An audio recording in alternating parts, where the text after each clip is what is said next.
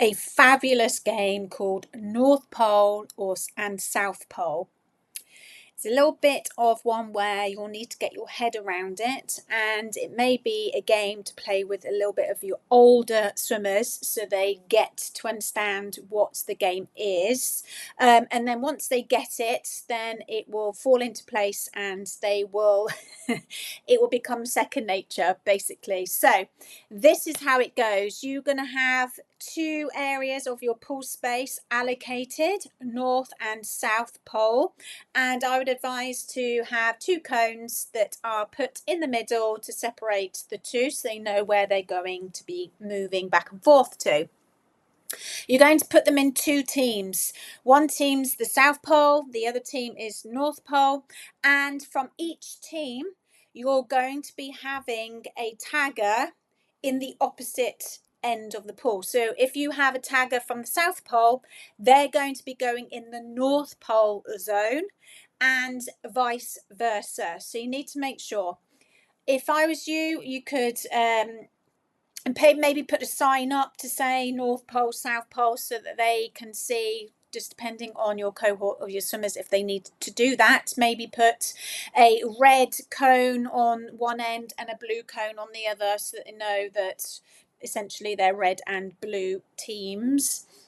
And dotted around the outside of the pool space, depending on how you can do it relative to your environment, is that you're going to be having a bucket full of snowballs.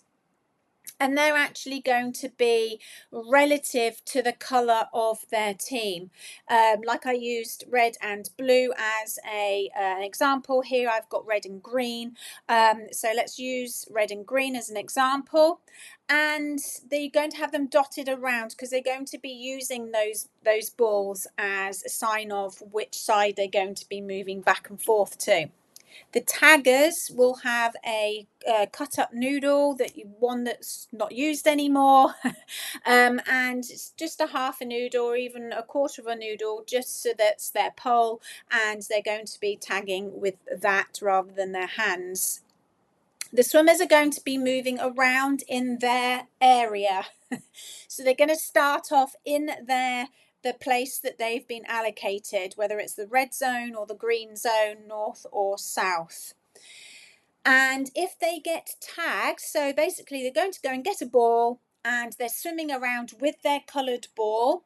And if they get tagged, what they're going to do is that they need to drop their ball back. So if they've got a green ball, they're going to go and drop the green ball into the green ball bucket. And they're going to then go over to the other side. And they're going to do the same thing then in that other area.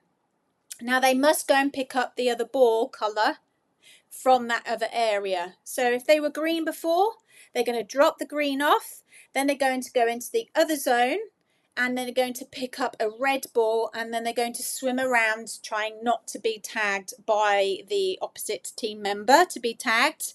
If they do get tagged again, that's okay, no worries. They're going to move again. They're going to go and drop off the red ball, and then they're going to move across back to their original side of where they're going to then pick up a green ball and continue the game. It's really fast paced. They can keep going back and forth. They must be careful that the balls aren't knocked over. So if I was you, I'd probably use quite a big bucket, or however you want to contain those balls, or maybe more areas so there's less balls in. So the end of it is that they're going to count how many balls. So it's a timed game if you want to do it timed.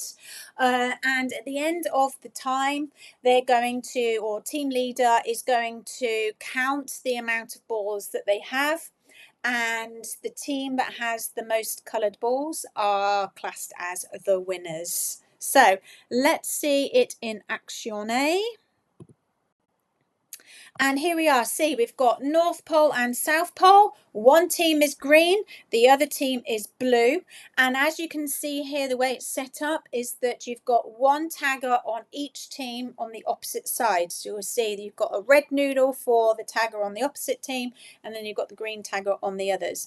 And as you can see, there is buckets with the balls to the side and you can put more out if you think you need to do that. The code area obviously is allocating and letting you know that they need to stay in that zone.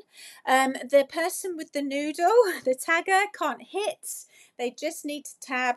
No heads, don't like anything to do with hitting or touching anybody's head. So shoulder and down, even if they catch their leg, or if they catch underneath the water, that's fine. They just again, it's just sort of saying to them, you don't need to be rough with it. And it's just an enjoyable game. So nice and softly. But obviously be aware that they still need to be tagging the child, tagging the other members.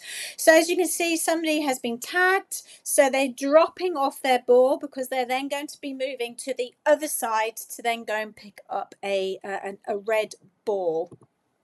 So they've gone over there, they've put their red ball up, and therefore the other side, they were tagged, so now they're going to be dropping and picking up a green ball.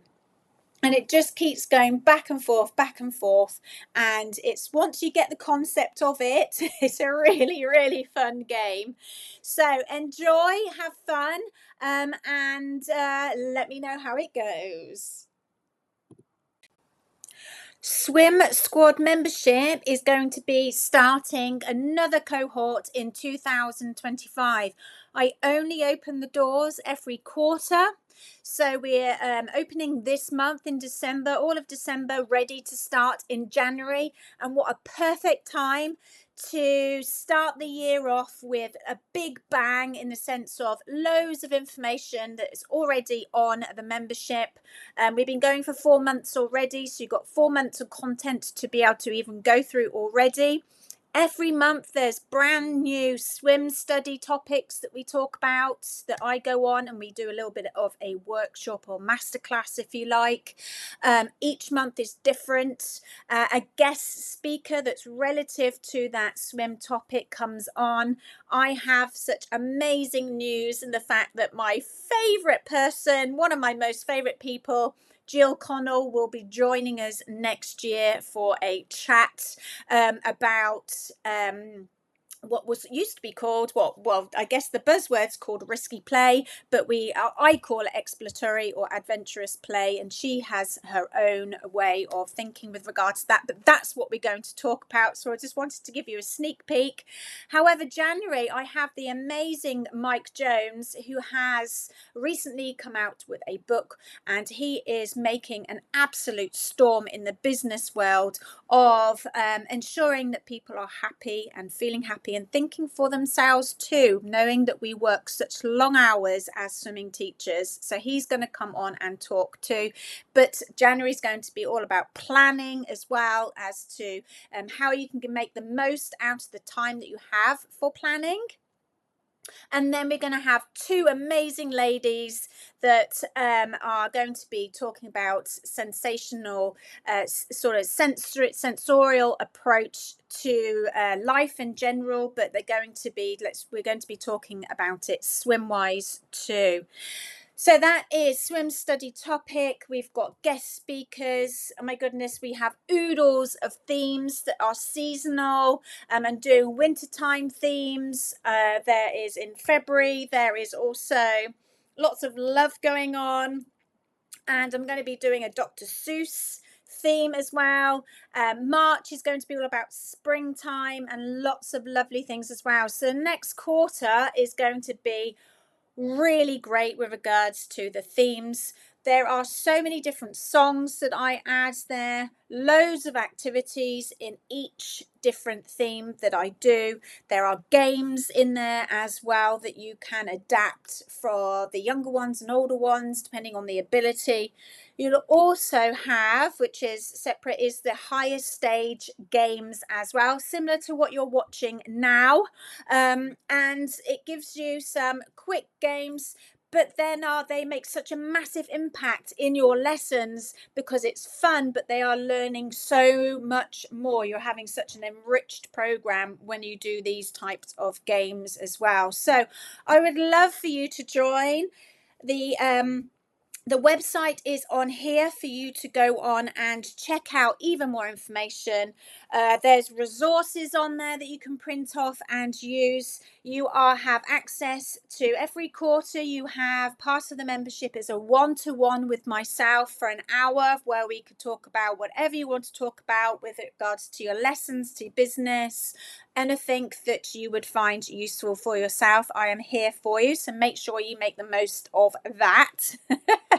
And it's just really lovely to have a community together of like-minded teachers that are able to, really lean on each other and give each other a bit of a pick up and a boost, because we know that in this sort of purposeful, playful world, it can be quite tricky. So therefore, that's why coming together is going to be really lovely. So I'd love to see you there in January. Let me know if you have any questions, and I'll see you in 2025.